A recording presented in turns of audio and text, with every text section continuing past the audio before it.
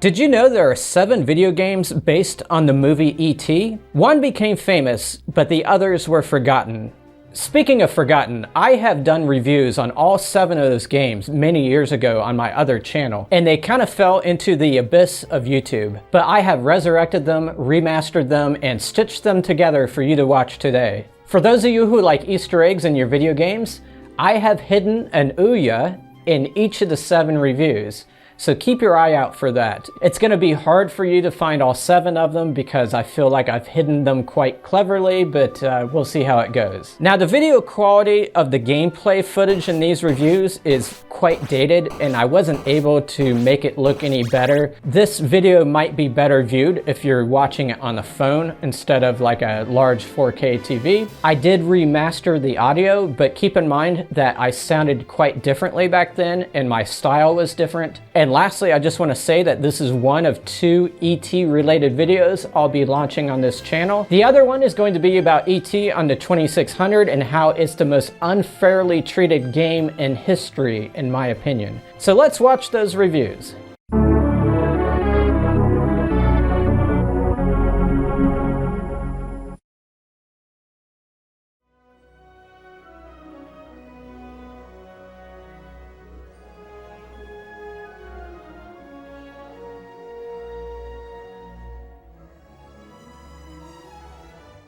This game takes place after the events of the movie.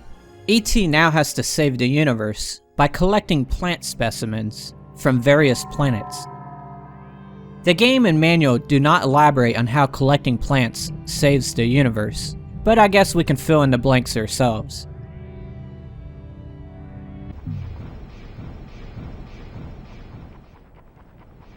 In most stages, you simply have to find your way through a maze. This is mainly done by activating switches that open up other areas. Your main power is the ability to levitate things and move them around. You also have a stun beam that stops the enemies and sometimes kills them.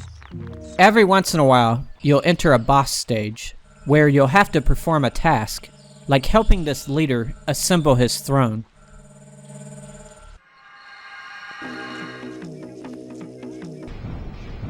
The graphics in the game are not that bad. It has that blocky style that most PS1 games have. But I've come to enjoy that style over the years. The sound department is more of a letdown though. There's no music during the main gameplay, just environmental noises.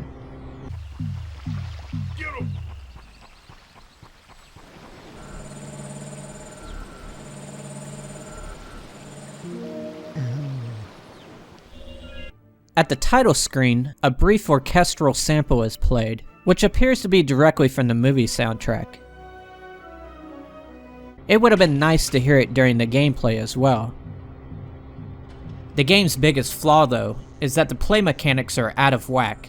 Specifically, there are actions that happen too fast. It's as if the programmers never got around to calibrating the speed of certain things.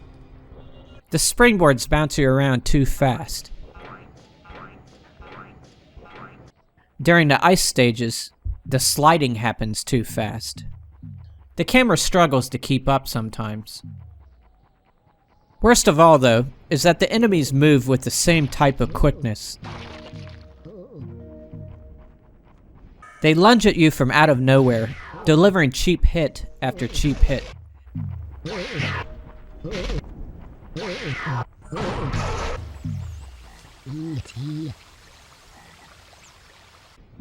It's also very hard to outrun them. You have a run button, but it's barely effective.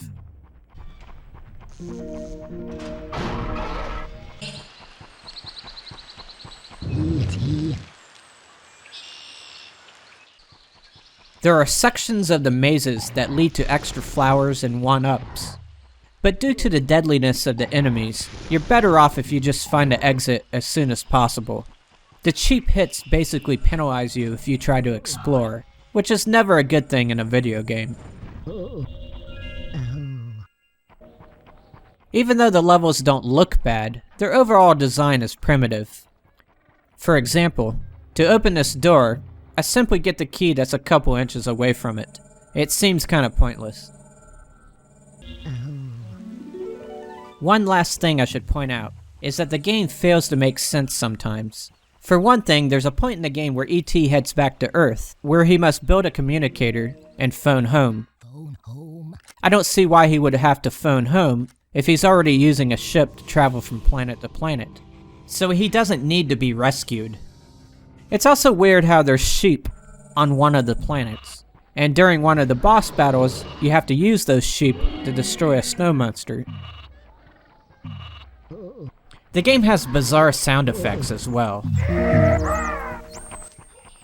I never did find that cat that kept meowing. These things don't make the game worse than it already is, but it does leave you scratching your head from time to time.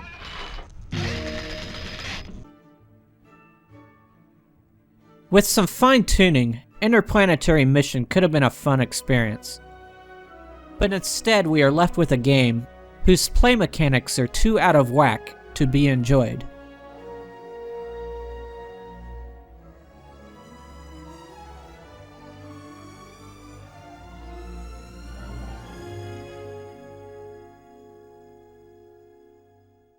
Hello, it's me again. I just wanted to mention something about the review score that you just saw. You'll see it at the end of each of the reviews. It was my attempt to replace the typical 1 through 10 scale. Nowadays, they just give a 7 or an 8 to every single game. I attempted to change that by making it so that I used the whole entire scale, if that makes sense. After a while, I just got rid of the scale altogether because it didn't really matter that much. But anyway, on to the next review.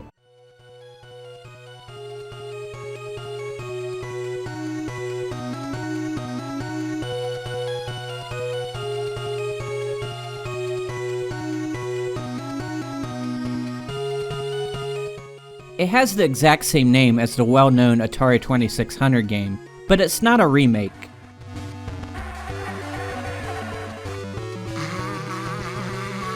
This one has a variety of gameplay styles. There are overhead stages that have you navigating a forest.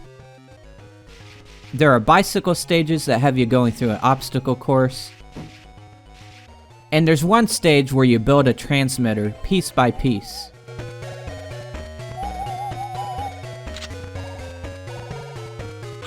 The most intriguing stages are the ones that have you hovering through the night sky.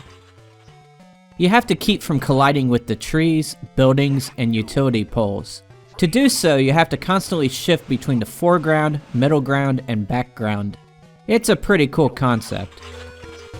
Hey, you, stop. Hey, you. Most of the 10 stages tie in well with the movie.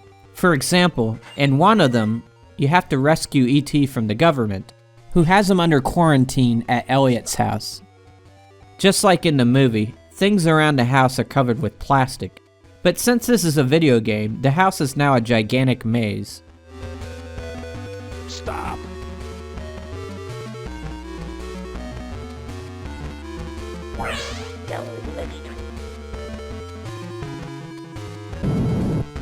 The game has a lot of variety, and the graphics and sound are not that bad. However, it does have one fatal flaw, and that's the controls. In short, they are not well designed and they don't respond well. You become aware of this seconds into the game. If you're in the middle of walking and let go of the D-pad, you keep moving for a second. It's like you're ice skating. There's no chance of having any precision. The other stages have similar control issues.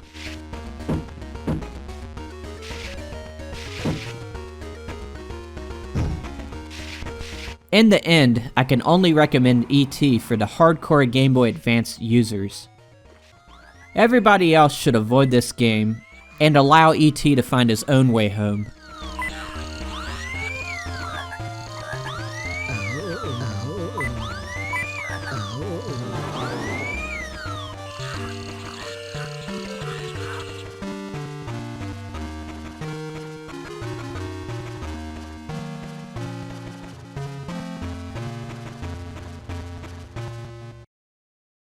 I just want to interject again to point out that these games are all weird, all 7 of them.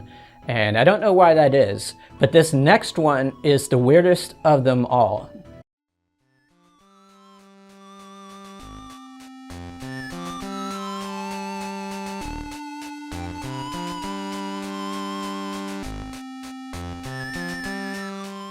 It'll take some doing, but if you're able to figure out how to play it and get past the primitive graphics, you'll find a decent game underneath it all. Figuring out how to play it is the hard part.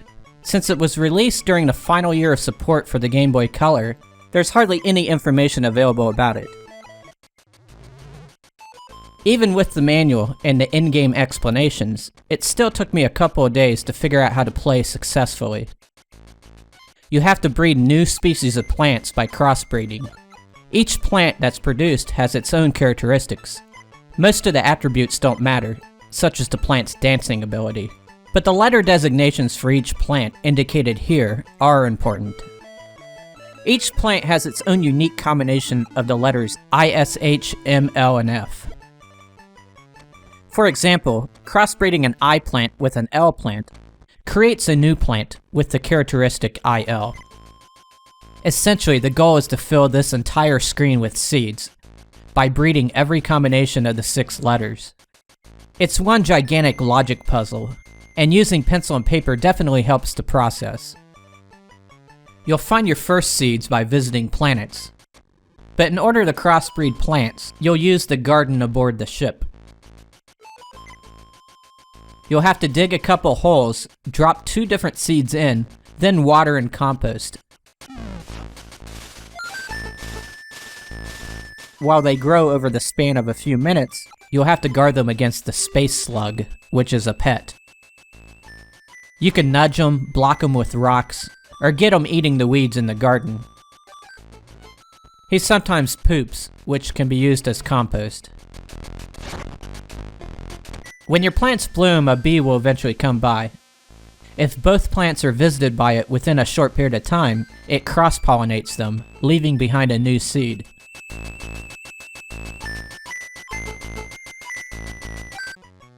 Occasionally, things happen that alter the growing conditions, such as a space fungus infection. The controls don't feel very smooth, and they're even worse if you're using the GameCube. But since quick reflexes aren't required, it won't matter. The worst thing I encountered was what I believe to be a glitch that kept me from completing the game. Here you see I was able to breed every plant in the game except for one. I know the letters for the last plant needs to be M and I, and the only way to get it is to breed the M plant with the I plant. But the game gives me the incompatible symbol when I try to do it, so there's basically nothing I can do. Oh well.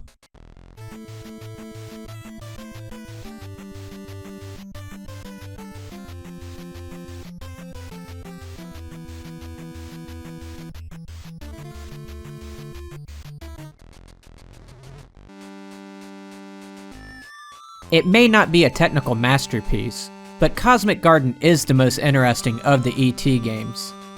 If you have some patience and a taste for unique games, then you may want to give this one a try.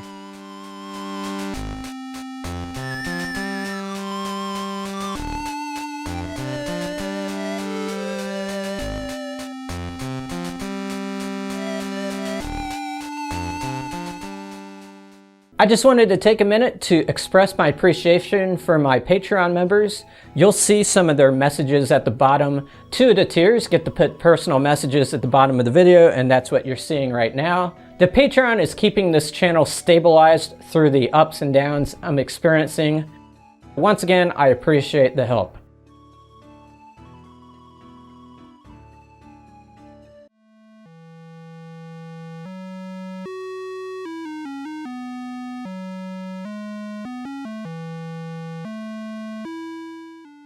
Four things are commonly said about this game. It was a commercial failure, it caused the video game market to crash, it was buried in the desert, and it's the worst game ever. There are problems with some of these assertions, but this review will mainly address the fourth one. I'll deal with the other 3 in a future video.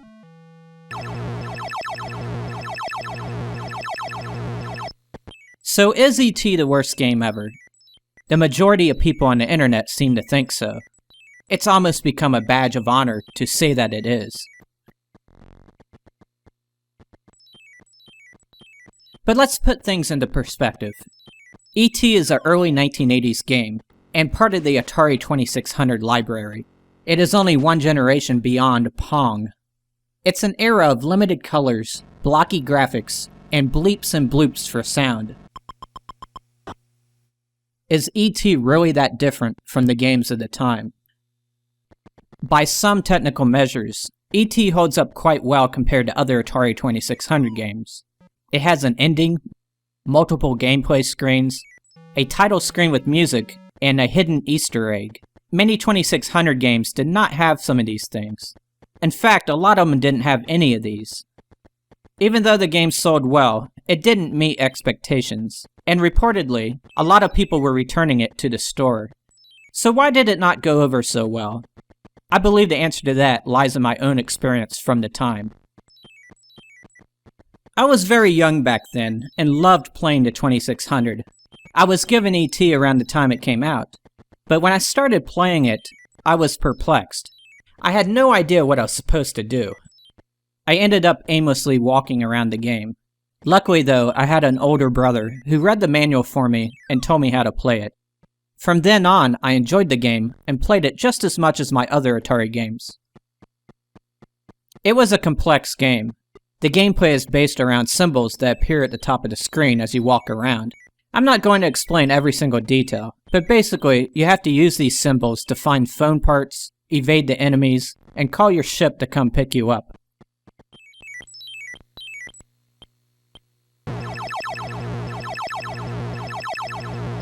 The rushed development cycle probably didn't give Atari enough time to smooth out the game's approachability.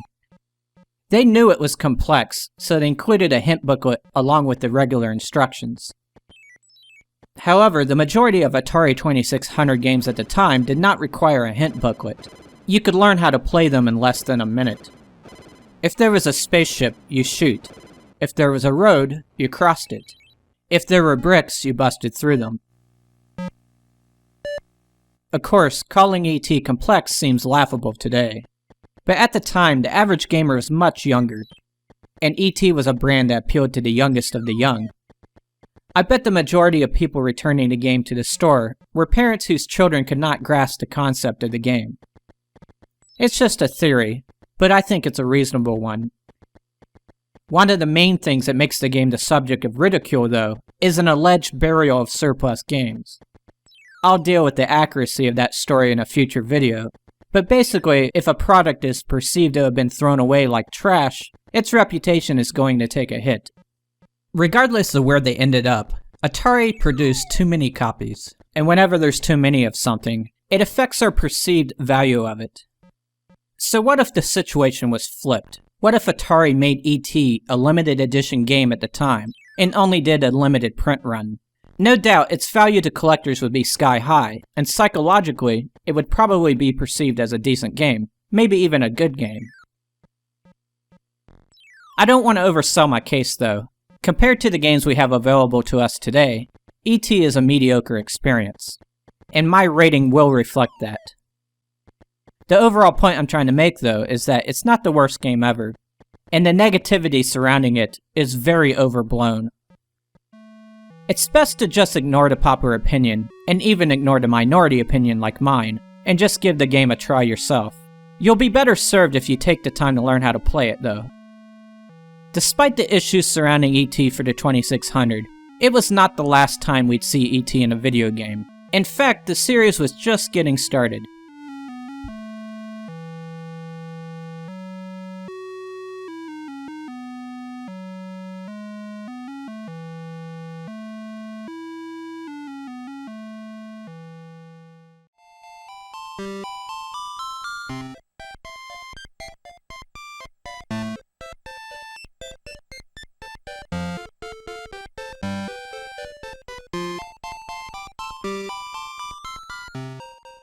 This is one of those puzzle/maze games. You have to assemble parts to a device that E.T. will use to call his friends in space. There are some kids hanging out in the tree houses, and they have some of the parts that you need, but they are only willing to trade for them. The things they desire are bottle caps, aluminum cans, and other small items. So basically you have to go around finding those items.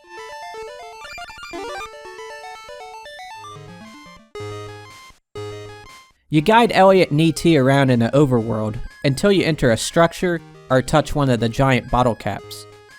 If you touch a bottle cap, you are put into a puzzle maze, where you need to find the actual bottle cap, and then find the exit. Along the way, you have to avoid enemies like spiders, scorpions, and FBI agents. There are some special one-time use powers that you can gain, such as the ability to build an ice bridge, or push a stone out of the way.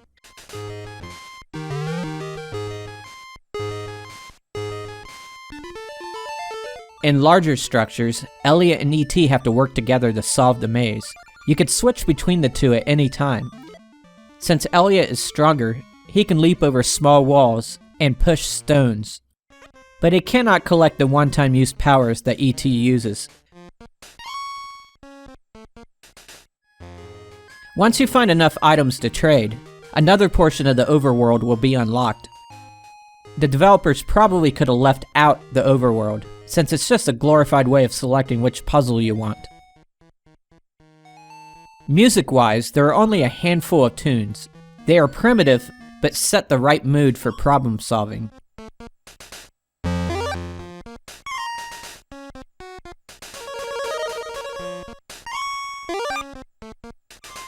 The difficulty in the game is very modest. There's more than one way to solve each maze, and you don't have to solve every maze to beat the game.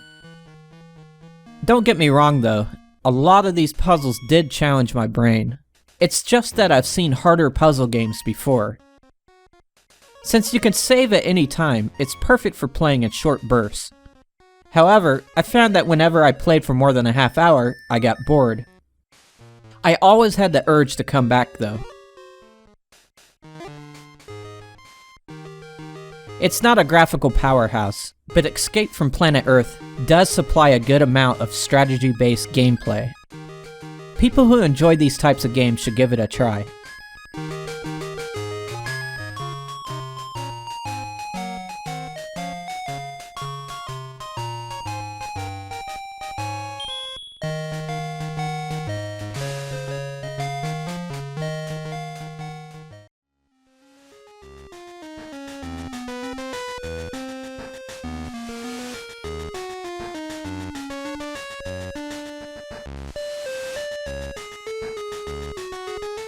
This game functions as a personal organizer. Very personal, in fact. When you first turn it on, E.T. asks a series of detailed questions about what you like to eat, what your hobbies are, and where you live. It becomes obvious that this game was meant for the young crowd when it starts asking questions about school. Thankfully, you can bypass this question session. Some of the other features include a calendar, an address book, and a to-do list, all of which are totally worthless nowadays. One cool thing though, is that if you have a phone number stored on the game, you can use the Game Boy to make a real call. You just take a phone, get the dial tone, and hold it up to the Game Boy speaker. I didn't think it would work, but I actually used it to make a call to someone. So far, it probably seems like this isn't even a game. But believe it or not, this game has 5 minigames built into it. The most playable one has Elliot and E.T. riding a bike down the street. You can jump, do tricks in the air, and once you gather enough power, you can levitate for a short period of time.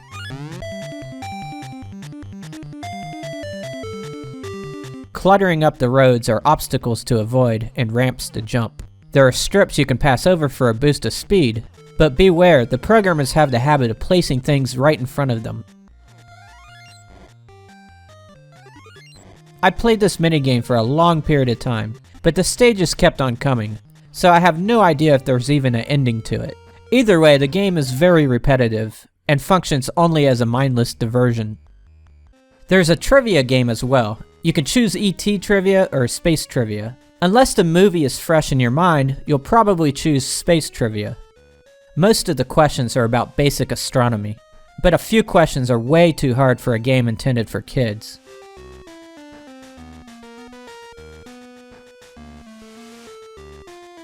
There's also some questions that make no sense, such as when it asks how long it takes to get to a certain planet.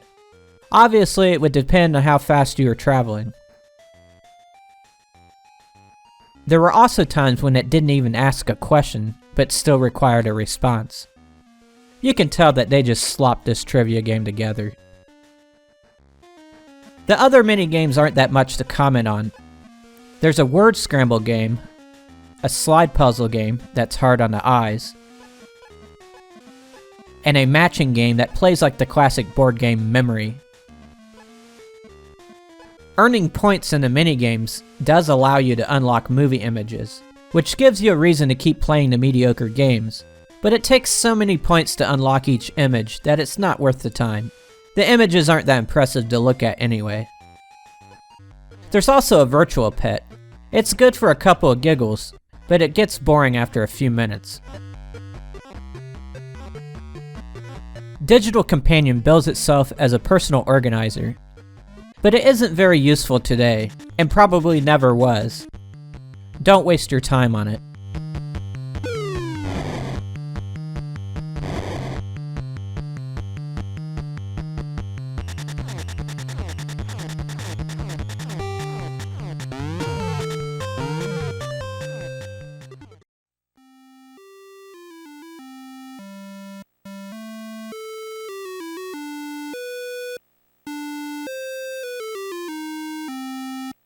I'm strictly a console gamer, but since the Atari XEGS is backward compatible with Atari 8-bit computer games, I can stray a little bit, which gives me access to one of the forgotten E.T. games, E.T. Phone Home.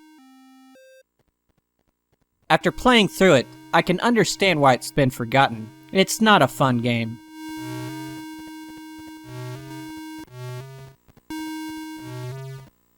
E.T. Phone Home came out 1 year after the famous E.T. game for the Atari 2600. Much like the 2600 game, Phone Home has you searching for parts to build a communication device with.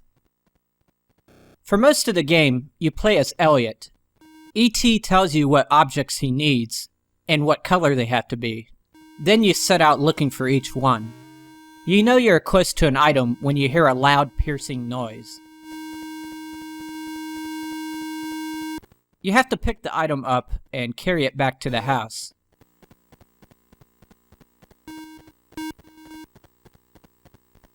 You may notice that Elliot keeps stopping for no apparent reason. I thought there was something wrong with the controller, but I tested it out on another game, and it was fine. I think the game pauses when it's loading information. Whatever it is, it's very disruptive. There are enemies running erratically around the city, and some of them will take an item from you and hide it again. The only way you can die is if you run out of energy. You expend more of it if you do things like call up the item screen or hold the button down to run. Enemies will also drain your energy. Both the manual and the box promote the fact that E.T. speaks. Once you gathered all the parts, that's when you hear it. Obviously, it sounds more hideous today than it did in 1983. You now take control of a surprisingly limber E.T. and head to a landing pad out in the forest, where he's picked up by his people. That's the end of the game. It's the same every time you play it, only the items are hidden in different places. If you want to torture yourself, you can prolong the game by raising the difficulty level. This increases the number of items you have to find. Like its predecessor, E.T. Phone Home is a primitive, early 1980s game. Its fetch the item gameplay is tedious, and it's made worse by the annoying sounds and controller delays. I actually think the 2600 game is a bit more fun to play. Regardless, people should stay away from this game. Oh, shut up, E.T.